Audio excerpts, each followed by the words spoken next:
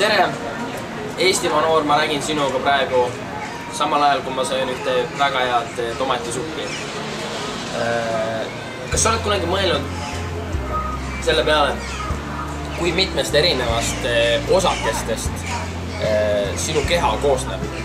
Vaata lihtsalt, vaata korra. Ära vaata mind, vaata ennast korraks. Vaata mitmest erinevast osast. See on jõhkralt palju.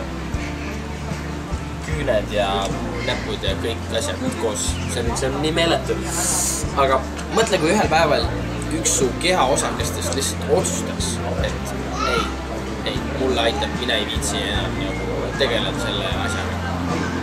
Näiteks süda ütleb, mina ei viitsi pumbata, tuks kaob ära ja ongi nagu asi pekkis.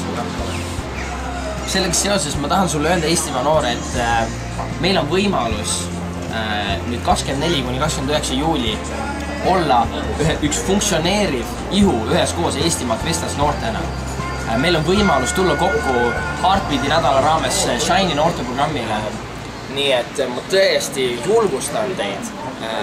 Registreerige, tulge kohale, võtke osa ja oleme see ihu üheskoos, kelleks Jumal meid loonud on. Ärme ole keegi teine, ärme vaata kadestavalt kellegi teise peale, et ma tahaks olla see noortegrupp või ma tahaks olla see inimene või mis iganes.